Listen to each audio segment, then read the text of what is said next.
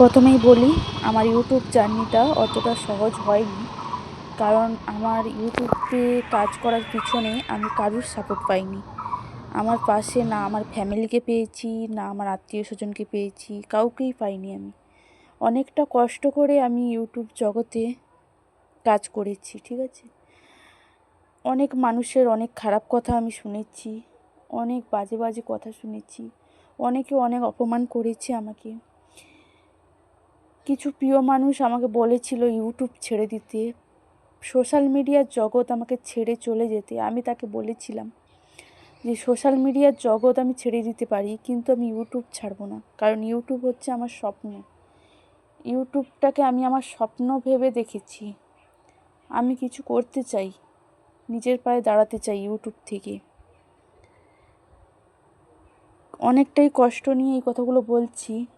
সেই মানুষটাকে আজকে বলবো, যদি আমার ভিডিওটা দেখে, যে আমি পেরেছি, তোমার অবহেলাতেই হয়তো আমি পেরেছি, তোমার ঘৃণাতেই হয়তো আমি পেরেছি, তুমি আমাকে দূরে সরিয়ে দিয়েছো বলে হয়তো আমি পেরেছি। কারণ আমার মনে জেদ এসে গেছিলো যে আমি করব, আমি করে দেখাবো। ঠিক আছে। 5 বছরে ইউটিউবে জার্নি কি কি হয়েছে আমার সাথে, এবং কতটা কষ্ট করে আমি এই জায়গায় এসেছি, কে কে আমার পাশে আছে এবং কে কে আমাকে ছেড়ে চলে গেছে, সবকিছুই জানাবো আজকের এই ভিডিওর মাধ্যমে। তো ইউটিউব থেকে আশা করি তোমরা আমার শর্ট ভিডিও পেয়েছো, জানতে পেরেছো যে ইউটিউব থেকে আমি ফার্স্ট পেমেন্ট তুলেছি। তো সবই হচ্ছে তোমাদের ভালোবাসা, তোমাদের ভালোবাসা না থাকলে আমি কিছুই করতে পারতাম না। তো আশা করি আমার ইউটিউব ফ্যামিলি এইরকম আমার সবসময় পাশে থাকবে, আমাকে ভালোবাসা দিয়ে যাবে আর এত এত সাপোর্ট করে যাবে। সবাইকে আমার তরফ থেকে অনেক অনেক ভালোবাসা। সবাই ভালো থেকো, সুস্থ থেকো, নিজেদের খেয়াল রেখো।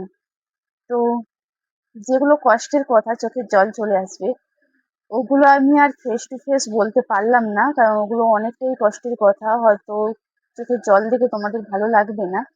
তো ওগুলো আমি কিছু ভিডিও আমি দিয়ে দেবো, তার মধ্যে ভয়েসটা দিয়ে দেবো, ঠিক আছে? তো এখন সবাই আগ্রহ হয়ে বসে আছে, আমি জানি যে আমি ফার্স্ট ইউটিউব থেকে কত টাকা পেলাম, কিন্তু আমাদের কিছু করার নেই, এটা আমাদের কাজের জায়গা।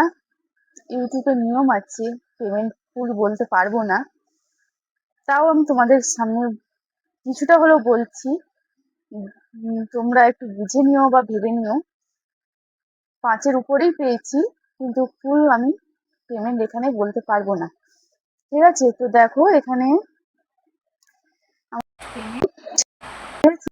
আমাদেরকে বলে আমি বোঝাতে পারবো না যে আমি কতটা খুশি হয়েছি, ঠিক আছে?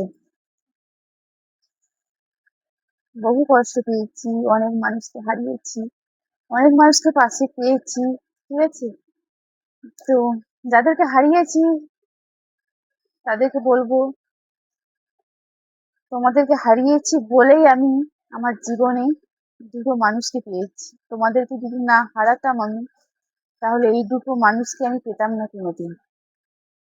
তোমরা আমাকে সেই কষ্টটা দিয়েছো বলেই আমি আজকে এই জায়গায় এসে দাঁড়িয়েছি, নিজের পায়ে দাঁড়িয়েছি, বা আমি করতে পেরেছি। মানে আমার মনের ভিতরে জেদ জমে গেছিল যে আমাকে করতে হবে, দেখাতে হবে ওদেরকে, সেই জেদেই আমি করেছি। আমার অনেক দিদিরা বুঝিয়েছিল যে ইউটিউব ছাড়িস না, তারাও আমাকে অনেক সাপোর্ট করেছে। আমি একসময় ইউটিউব ছেড়ে দিয়েই চলে যাচ্ছিলাম, তাদের ভালোবাসায় আমি দাঁড়িয়ে গেছি এখানে, যেতে পারিনি ছেড়ে।